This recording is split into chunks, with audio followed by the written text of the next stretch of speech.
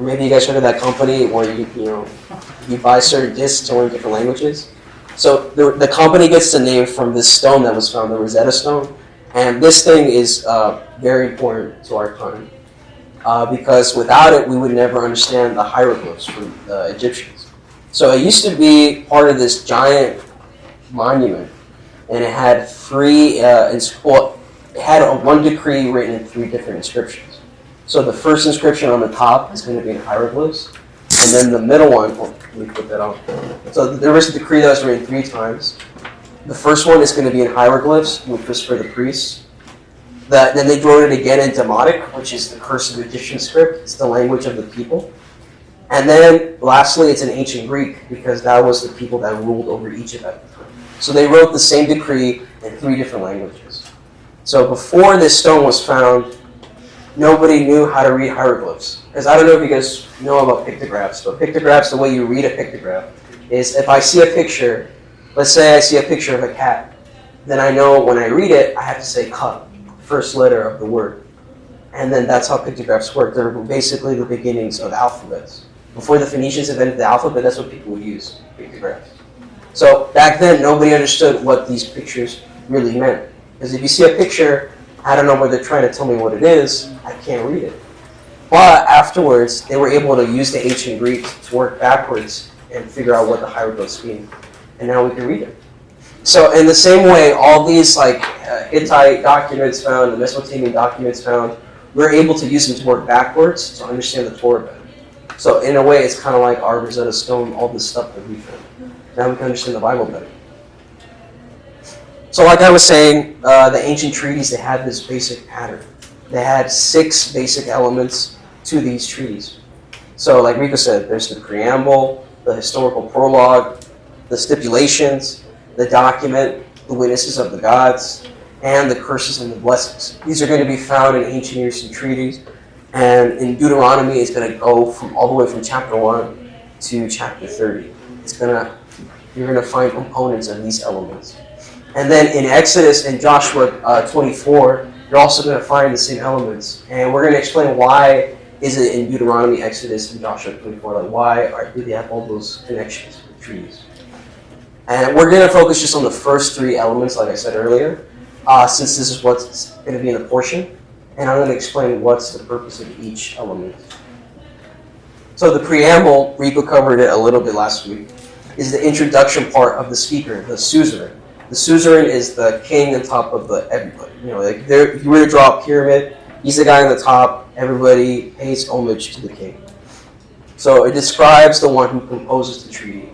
And it also includes various titles, include attributes, genealogy, because sometimes the genealogy could be from this great king, things like that.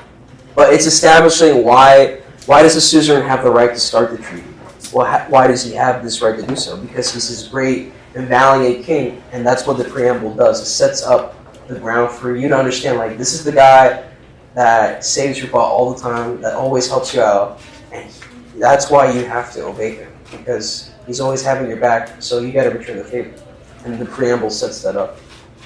And we have an example of that from the Hittite treaties that they found between Mershillis and Ubi-Teshach. Yeah, and the names are fun. So these are the words of the son Mershillis, the great king, the king of the Hatti land, the valiant, the favorite of the storm god, the son of Shuplalumus, I don't know. The great king, the king of the Hatti land, the valiant. So you see he has all these titles to show that he is the head honcho, and there's the reason why you have to pay homage to him, because he's the guy on top. And in Deuteronomy, we're going to see the same thing. In Deuteronomy 1, chapter 1, 1-5, it says, "These are the words Moses spoke to all Israel in the wilderness, east of the Jordan, that is in the Arabah, opposite Suf, between Paran, Tophel, Laban, Hazeroth, and Dizahab. It takes 11 days to go from Horeb to Kadesh Barnea by the Mount Seir road. In the 40th year, on the first day of the 11th month, Moses proclaimed to the Israelites all that the Lord had commanded him concerning them. This was after he had defeated Sihon, king of the Amorites, who reigned in Heshbon. Hadadrei had defeated Og, king of Bashan, who reigned in Ashtaroth, east of the Jordan, in the territory of Moab. Moses began to expound this law, saying," so basically, this is the preamble in Deuteronomy. It's establishing that, look, this is the guy that defeated all those great kings. Remember, Og was a giant, so they were scared of him. And he defeated them. God defeated the enemies, he turned them in, and Israel became victorious. So it's establishing, how does God have the right to start this treaty with Israel? Because he's the one that's always helping them out. And in return, they got to meet those obligations that he's going to ask for them. And then again, like I said, in Exodus and Joshua 24, you're going to see these examples. Exodus 20, 1-2, it says, God spoke all these words, I am the Lord, your God who brought you out of Egypt, out of the land of slavery. So again, he's establishing, look, I'm the guy that saved you, and that's why we're here in the first place, because I brought you here. And then in Joshua 24, it says that then Joshua assembled all the tribes of Israel at Shechem, and he summoned the elders, the leaders, the judges, and officials of Israel, and they presented themselves before God. Joshua said to all the people, this is what the Lord, the God of Israel, says.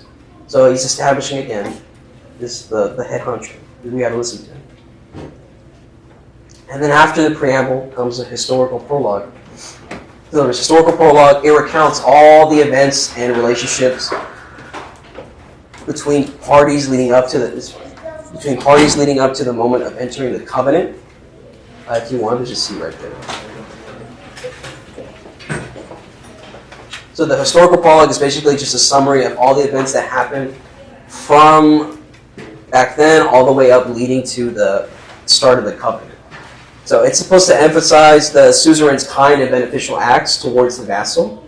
So it's just a reminder of like, hey, remember all these great things I did for you? That's why we're here in the first place, and that's why you got to obey me, because I'm always having your back. And here's an example of why. So it's basically he's bringing all the receipts of why he's the one that you got to listen to.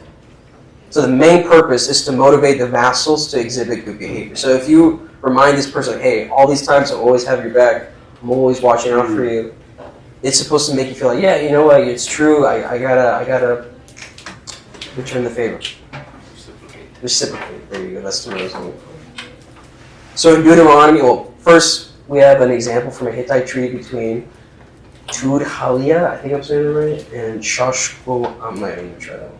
It contains a historical prologue, and it says, I, Your Majesty, have taken you, that guy, by the hand, and have made you my brother-in-law. In the past, the land of Umuru had not been defeated by the force of arms in the land of Hati. Protect my majesty as overlord, because I made you, that guy, my brother-in-law. Protect my majesty as overlord. So he's reminding him, hey, I've always had your back, so now you need to have my back. That's the purpose of the historical prologue. And in Deuteronomy, we see this too. Deuteronomy 1:6-440 acts as a historical prologue of the document. So it says, only take care and keep yourself diligently, lest you forget the things that your eyes have seen, and lest they depart from your heart all the days of your life. Make them known to your children and your children's children, how on that day you stood before the Lord your God at Horeb. The Lord said to me, gather the people to me, that I let them hear my words, so that they may learn to fear me all the days that I live on the earth, and that they may teach their children so. And you came near and stood at the foot of the mountain, while the mountain burned with fire to the heart of heaven, wrapped in the darkness, cloud and gloom. Then the Lord spoke to you out of the midst of the fire. You heard the sounds of words, but saw no form. There was only a voice, and he declared to you his covenant, which he commanded you to perform. That is the 10 Commandments, and he wrote them on 2 tablets of stone, and the Lord commanded me at the time to teach you the statutes and rules, that you might do them in the land that you're going to possess. And that's Deuteronomy 4:9-14, and it continues from there. So basically it's going back in time, and it's reminding them like, hey, I brought you guys from Egypt, out of slavery, to Mount Sinai, and that's why we're here, and this whole scenario happened. So it's a reminder like to the Israelites, hey, I'm always helping you out, and now you got to reciprocate and follow my commandments. And we see this again in Exodus 22. It says, I'm Lord your God who brought you out of Egypt, out of the land of slavery. Again, reminding them where they came from. And then in Joshua 24, it actually has a whole giant summary. Kind of like what Rico did last week, where he went through all the Torah portions. It does the same thing in Joshua 24. It starts from, it says, this is what the Lord, the God of Israel, says. Long ago, your ancestors, including Terah, the father of Abraham, and Nahor, lived beyond the Euphrates River and worship other gods. But I took your father Abraham from the land beyond the Euphrates and led him throughout Canaan and gave him many descendants. I gave him Isaac, and to Isaac I gave Jacob and Esau. I assigned the hill country of Seir to Esau, but Jacob and his family went down to Egypt. Mm-hmm. So he's going through all the history back from Abraham all the way up leading to where they are in the promised land. Because he's reminding them, like, hey, the reason why you're here in the promised land in the first place is because I brought you here. Because I got Abraham out of there, and I made him a great, descendant. So after you go through the historical prologue, then finally you get to the stipulations. The stipulations is the actual laws and obligations that the person has to follow. So, like I said, it specifies the obligations imposed on the vassal, which included prohibition of foreign relationships, prohibition of any enmity against anything under the sovereignty of the great king. Vassal must answer calls to arms. Vassal must hold lasting and unlimited trust in the suzerain. Vassal must not give asylum to refugees from any source. Vassal must appear before suzerain once a year. But if you look at all these sound familiar when you read the Bible. We're not allowed to have any other gods. When it came to the enemies of Israel, when God told them that he had to wipe them out, they had to wipe them out. If they didn't, then that would be disobeying, like what happened with Saul. He didn't wipe out everybody like he was supposed to. He got in trouble for that. And then with Joshua, I think it was the Gibeonites, they tricked them. And so they had to keep their word because they put God's name involved with that. But they were supposed to be wiped out as well. So they went against God's covenant. And then on top of that, we're supposed to trust in God and have faith and stuff like that. So all this stuff we're going to see in the Bible too. So in Deuteronomy, so in this example from the treaty between Musili and Ubitesha, it says, when I, my majesty, took care of you according to the word of your father, and installed you in the place of your father, behold, I made you swear an oath to the king of Hatti. You, Ubitesha, protect in the future the king of Hatti. The tribute which was imposed upon your grandfather and upon your father, they delivered 300 shekels of fine gold of first quality by the weights in the land of Hatti. You shall deliver likewise. Don't turn your eyes towards another land. Your ancestors paid tribute to Egypt, but you should not pay tribute to Egypt because Egypt has become an enemy. So basically he's telling this guy, look, now that you're under me, you got to pay the tribute that your ancestors had to do. And also, my enemy is Egypt. So if my enemy is Egypt, then your enemy is also Egypt. You don't pay them anything anymore. So he's telling him the obligations that he has to meet now that he's under a covenant with this guy. And in the Bible, we see the same thing. And the Ten Commandments are going to be a good example of stipulations. The Ten Commandments, they follow an apodictic formula. And like I said, we're going to explain what that means later on. And Deuteronomy 5:1 all the way to 11:32 contains a summary account of stipulations which are expanded upon in Deuteronomy 12 all the way to 26:15. Now I'm not going to read all that because that's going to be a lot of reading, but I'm going to show you a chunk of that so you can understand. So in Deuteronomy 6 it says, now this is the commandment, the statutes, and the judgments the Lord your God commanded me to teach you, that you may do them in the land to which you are going over, to possess it, that you may fear the Lord your God, you and your son's son, by keeping all these statutes and his commandments, which I commanded you all the days of your life, and that your days may be long. Hear therefore, O Israel, and be careful to do them, that it may go well with you, and that you may multiply greatly as the Lord, the God of your fathers, has promised you in a land flowing with milk and honey. Hear, O Israel, this is the Shema, by the way. Hear, O Israel, the Lord our God, the Lord is one. You shall love the Lord your God with all your heart, with all your soul, and with all your might. And these words that I command you today shall be on your heart. You shall teach them diligently to your children, and shall talk of them when you sit in your house, and when you walk by the way, and when you lie down, and when you rise up. You shall bind them as a sign on your hand, and they shall be as frontlets between your eyes, and you shall write them on the doorposts of your house and upon your gates. So you see, for God, it's very important that if we're under his covenant, that we keep his commandments. That's our obligation. So when you come under God's covenant, you're obligated to keep the commandments. It's not a suggestion. He's not like, well, maybe if you feel like keeping certain commandments, please do it. Like, no, you got to keep every single thing that he told us to keep.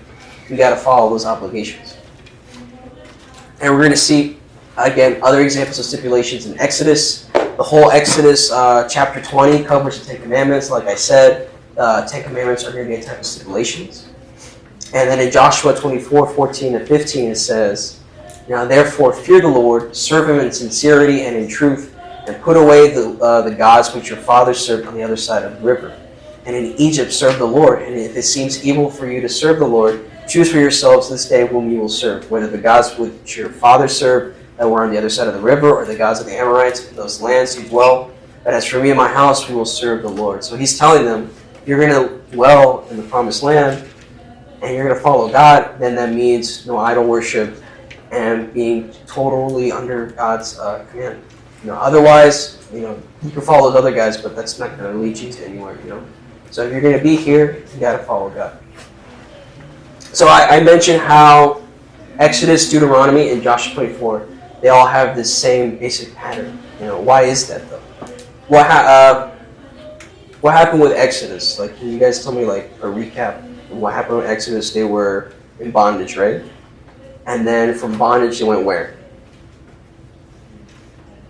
After they left Egypt, where did they go? Mount Sinai, right? And at Mount Sinai, that's where they officially codified the covenant with God. That's where they finally put it into physical form, the covenant that God had with Israel.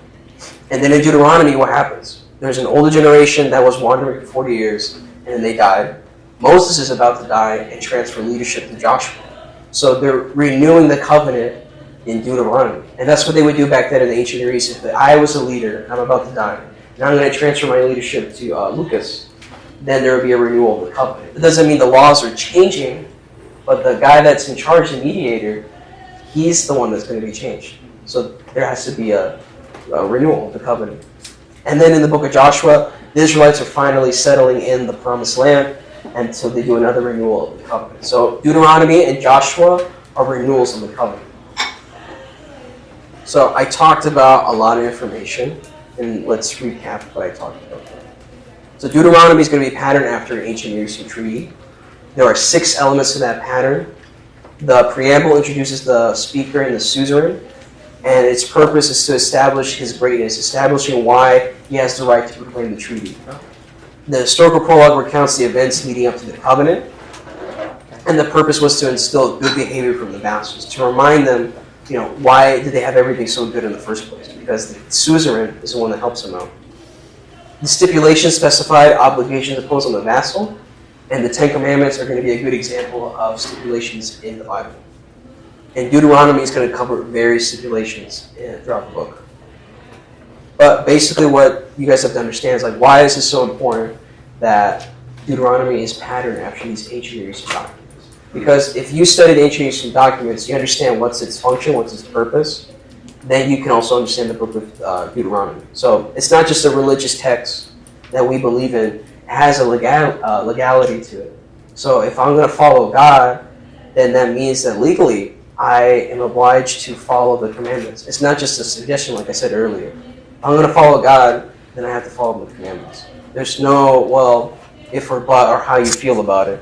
It's a 100% guaranteed thing. And we'll talk about more about the different types of laws, what casuistic and apodictic means. We'll talk about that. So earlier we talked about the 10 Commandments. I said they follow an apodictic formula. They follow a you shall not formula. If you remember the 10 Commandments, it says a lot of you shall not do this, you should not do that. That's apodictic. So the first 4 laws are going to be obligations for man to honor God, and the last 6 are obligations for how to treat your neighbor. And in Deuteronomy, it covers... So this is actually connected with Yeshua. When somebody asks him, hey, what's the greatest commandment in the Bible? In Matthew 22, it starts off, Matthew 22:34. It says, hearing that Yeshua had silenced the Sadducees, the Pharisees got together. One of them, an expert in the law, tested him with this question. It says, teacher, what is the greatest commandment in the law? And Yeshua replied, love the Lord your God with all your heart, with all your soul, and with all your might. And he's quoting Deuteronomy. We read that. And this is the first and greatest commandment. And the second is like it. Love your neighbors as yourself. All the law and prophets hang on these 2 commandments. So that's Matthew 22:34-40. And that green highlighted part, he's quoting from Deuteronomy 6:5. So he's quoting from the Torah. Because back then, there was no New Testament. So he's going to be quoting all from the Torah and the prophets. But what he's trying to say is that, like I just said earlier, if you're going to honor God, then you're going to end up keeping the first 4 commandments. And if you're going to love your neighbor as yourself, you're going to keep the rest of the 6. So by following those 2 principles, by proxy, you end up following the Torah. Because if you're going to honor God, then you're going to do the Sabbath. You're not going to have any idols. You're going to do the feast. And if you're going to love your neighbor as yourself, you're not going to commit adultery, murder, covet your neighbor's stuff, steal, dishonor your mother and father. So by default, if you're going to follow those two principles like Yeshua said, you're going to follow the whole Torah. And a lot of, like, you'll talk to other religious circles and they'll say, well, he's giving a new commandment. But it's not new. It's in the Ten Commandments. So he's not giving you a new commandment. He's just telling you, look, this is the basic principle of the laws and the prophets. If you follow those two principles, you're going to end up keeping the whole Torah. And you're good. You're set. So let's talk about what does casuistic and apodictic laws mean. So casuistic are going to be case-by-case laws. So they follow this if and then clause. So if so-and-so happened, then you do this. They're very prevalent in the ancient Near Eastern laws. And they're like a case study. Do you guys know what a case study is? You ever heard of a case study? No. Well, in a legal sense, when you talk about a case study, you study that case to see how they applied the law in their favor. So you see how they apply the law, and then you use that in your case. And that's what happens in the Torah. There's a lot of examples where God tells them, well, if this happens, this is what you're supposed to do. Now, that doesn't mean that exactly has to happen, but they're going to use that example to try to figure out such a situation that's going on. So, for example, in the Torah, we're going to read later on in Deuteronomy, it talks about manslaughter. It says, this is the rule concerning anyone who kills a person and flees there for safety. Anyone who kills a neighbor unintentionally without malice, forethought. For instance, a man may go into the forest with his neighbor to cut wood, and his axe swings and to cut a tree down, and the head may fly off and hit his neighbor in the head and kill him. And then that man has to flee to one of these cities, the cities of refuge, and save his life. Otherwise, the avenger of blood might pursue him in a rage, overtake him if the distance is too great, and kill him even though he's not deserving of death, since he did it to his neighbor without malice or forethought. So this is an example of a casuistic law. It's like a case study. So you use this law to apply to different scenarios. Now, somebody doesn't have to exactly kill somebody with an axe by mistake, but it's an example of what they're supposed to do. If I kill somebody with some machinery by mistake, I'm supposed to run to one of these cities, and later on in the portions we'll talk about it, but what you're supposed to do is go to that city, and then they will determine if you're innocent or not. And then once they figure out that if you are innocent, then you got to stay in that city until the high priest dies, which kind of sounds familiar. This might be a really dumb question, but so do they get like a head start to go to the cities? Or I'm assuming on the spot, once he realizes he killed the guy by mistake, that's when he runs. Because legally, if the guy finds him and kills him, he has the right to do so because he's avenging somebody's death. He doesn't know, you know what I mean? But these are the 6 cities. So in the first part, in this portion, it's going to be the 3 cities right here, east of the Jordan. And then later on in Deuteronomy 19, it's going to be the next 3 cities set up. So there's only 6 cities in Israel where you'd have to run, and then you'd wait until the high priest died. Which sounds familiar. It kind of sounds like Yeshua. Through Yeshua's death, you're spared from death. So through the high priest's death, he's free to go. Otherwise, if he steps out of the city and the guy finds him and kills him, it is what it is. So you have to live there until that guy dies. Yeah. And his death frees you. Which sounds familiar. So now let's talk about apodictic laws. So apodictic laws are direct commands. They're generally applicable. They have no condition or stipulations. They're going to be very rare in the ancient Near East, but they're very prevalent in the Torah. The 10 Commandments are apodictic laws. So with the 10 Commandments, we'll see that they're all direct commands. There's no conditions or stipulations. It's pretty straightforward. So the first law, I am the Lord your God who brought you out of the land of Egypt, out of the house of bondage. Second one, you shall have no other God besides me. You shall not make for yourself any graven images. You shall not take the name of the Lord your God in vain. Remember the Sabbath to keep it holy. Honor your father and mother, that your days may be long upon the land which the Lord gives you. You shall not murder. You shall not commit adultery. You shall not steal. You shall not bear false witness against your neighbor. You shall not covet your neighbor's house, his wife, his manservant, his maidservant, his ox, his donkey, nor anything that is your neighbor's. But you see, it follows, like I said, shall not formula. So it's very direct. There's no interpretation to it. It's pretty straightforward. So if God says, keep the Sabbath, then keep the Sabbath. There's no like, well, you didn't really mean that. No, it's right there. It's straightforward.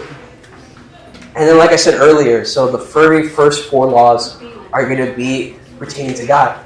And then the 6 laws right here, 5 to 10, are going to be about your neighbor. So like Yeshua says, if you're going to love God with all your heart, soul, and mind, and then you're going to love your neighbor as yourself, you're going to end up keeping the whole 10 Commandments. And the 10 Commandments are the foundation of all the other commandments, because later on, it expands upon these laws. So it talks about, manslaughter, and it doesn't really count as murder, so what happens in that case? It talks about stealing, it talks about what do you do when there's adultery. So the laws expand upon the 10 Commandments. So by default, if you keep those 2 principles, like I said, you're going to end up keeping the Torah anyways. So we talked about the Torah has casuistic and apodictic laws. Casuistic are case by case, and they follow an if and then formula. Apodictic are direct commands. They have no conditions or stipulations. They're straightforward. So whatever it says, that's what it's asking you to do. The 10 Commandments are apodictic laws. The 10 Commandments are divided into laws that honor God and laws that honor man. And the greatest commandment is going to be love the Lord your God with all your heart, with all your soul, with all your mind. If you follow that principle, you're going to end up following the whole Torah. So now we get to a part in Deuteronomy 4:2 where it talks about not to add or take away. So it says, you shall not add to the word that I command you, nor take away from it, that you may keep the commandments of the Lord your God that I command you. So if somebody says that we don't have to keep the law anymore, that kind of goes against Deuteronomy 4:2. Because if I don't have to keep the law anymore, then I'm taking away from the word. Right? And that kind of ties into what Yeshua says later on in the New Testament. Because some people say, well, it might say this in the Old Testament, but we don't follow the Old Testament. And now we have Jesus. He frees us. We have the New Testament. It's cooler. It's nicer. I don't have to follow the Old Testament. But in the New Testament, Yeshua says the same thing. In Matthew 5:17, he goes and he says, look, do not think I came to destroy the law of the prophets. I did not come to destroy, but to fulfill. For surely I say to you, till heaven and earth pass away, not one jot or one tittle will by no means pass from the law until all is fulfilled. So a lot of people don't really understand, what is a jot or a tittle? What is Yeshua talking about? So we'll talk about that real briefly. So the jot is actually going to be the yod in Hebrew. It's going to be the 10th and smallest letter in the Hebrew alphabet. Looks like a very fancy apostrophe. But if you read it in the Hebrew, it's going to be that very small letter right there. So that's going to be the yod. It's the smallest one. And then with the tittle is a letter extension, a pen stroke. And that can make a difference between one letter and another. So for example, you have the resh and the dalet. That little bump right there makes the difference. So when Yeshua says that not one jot or one tittle will be taken away, he's talking about not the smallest letter, not the littlest extension will be taken away. Everything will be kept until it's fulfilled. But then people have a problem with the word fulfilled. They're like, well, when Yeshua died, he fulfilled the law, so now I can eat bacon. But we just talked about apodictic laws. When we read about the laws of dietary laws, are they casuistic or apodictic? They're apodictic, right? They're straightforward. They're like, you shall not eat this animal. You shall not eat this animal. It doesn't say, you can eat this animal after this happens and this is fulfilled. They're straightforward. But what is Yeshua talking about? Now, in Revelation, it talks about that the presence of God finally comes down and dwells on the earth. So what does that mean, though? What offerings do we have to give to make sure that the temple is always purified? Do you guys remember? For the people that were here? Do you remember? Oh, offerings to purify the temple, yeah.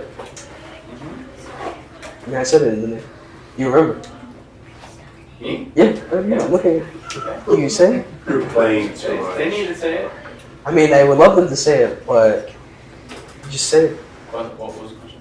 No, see, there you go. The offerings that purify the temple. I mean, I just said it basically. It's in the name.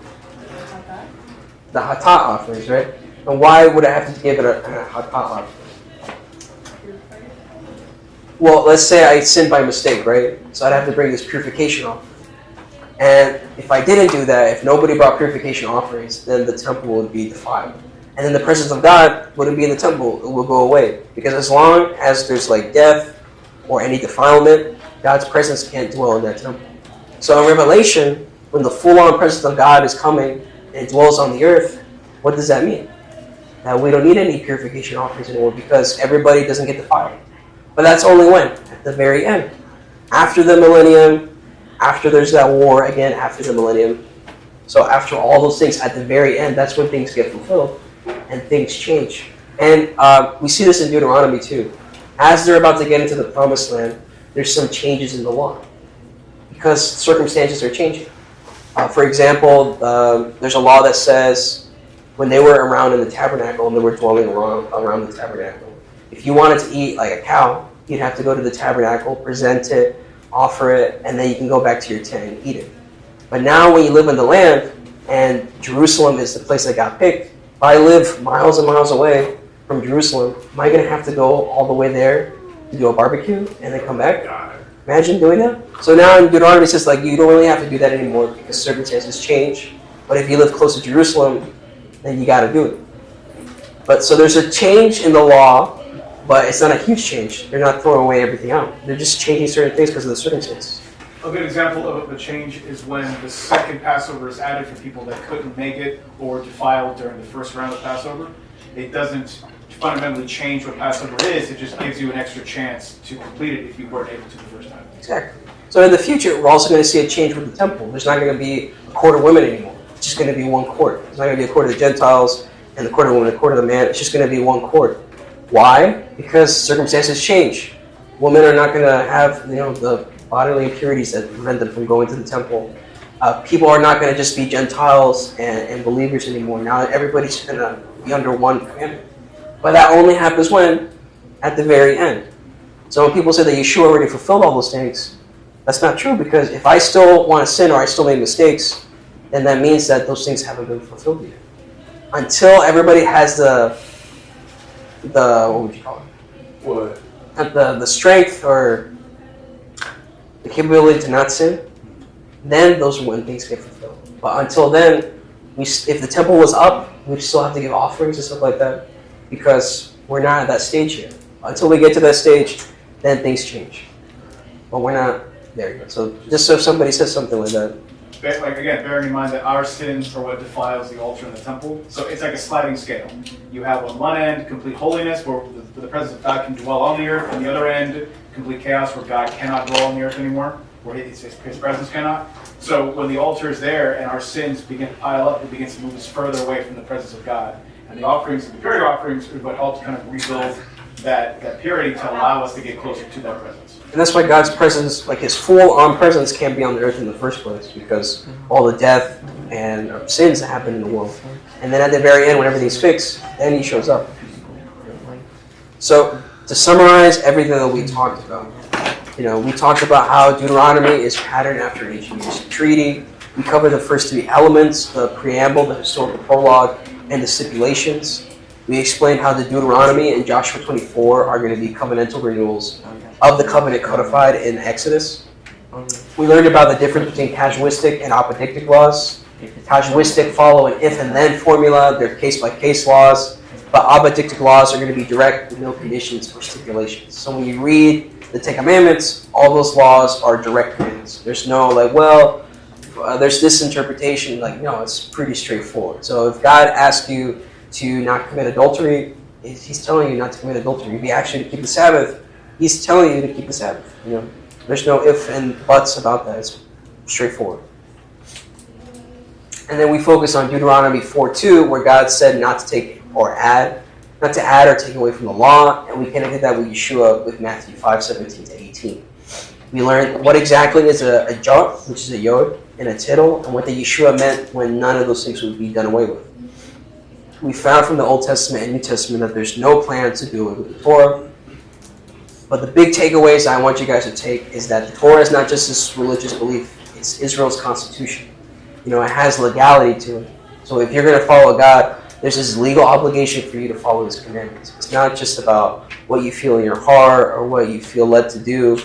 You have an obligation to do. And we understand legal obligations. Like if I get in a contract and I'm not really happy with it, everybody that understands that I can get out of the contract because I signed a contract. People understand the importance of a contract. So if we get in a contract with God, we should understand that same importance, that we signed up for this, we said that we were going to follow him, and thus we have to meet these obligations that he's asking for us. Otherwise, if you don't want to meet those obligations, then why are you here in the first place? If you don't want to meet those obligations, then you really don't want to be here. You're just here for show. And there's a lot of people like that. Like I remember in school, where I lived in Texas, Catholicism was a very big thing. Everybody would have their crosses and stuff like that, the necklace crosses and stuff like that. Nobody was really serious about their religion, though. Nobody was really serious about the Bible, about God. It was just like a fashion statement. And that's what people do a lot of times. They just have the Bible as something that they wear, but they don't really follow it. They don't follow it with their heart. So, again, it's not a religious belief, it's a legal obligation that we have to follow. And it's modeled after international legal language used during the ancient Near East. And that helped the people understand what God wanted from them. If they understand that, he's using the language of international legal treaty, then they understand, like, look, this is what he's expecting from us, and I have this obligation to follow him. And if I don't follow him, then I get the curses that he lays out.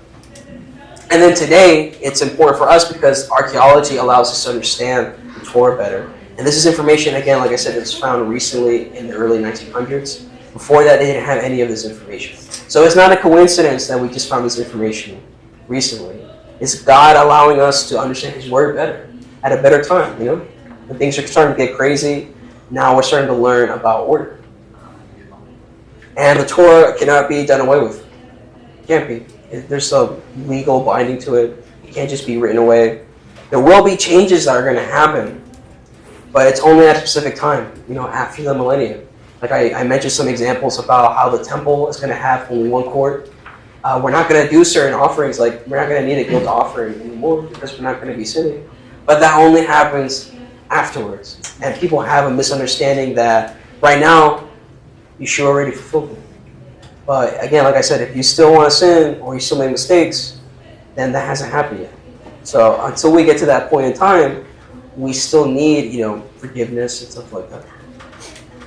And so this is going to be the sources for this lesson. That's the part 1. If you scan that, it'll take you to that document, that PDF. But does anybody have any questions though? Any questions? I know I went through a lot. This is pretty much it. We did an hour. Nobody has any questions? No questions? I do have a question, everybody. Can anyone give us some topics that they would like to learn more about, or any questions they might have that we can expound on in future teachings? If you can't think of anything now, you can put them in the youth chat. That would also be great. Just want to put that out there.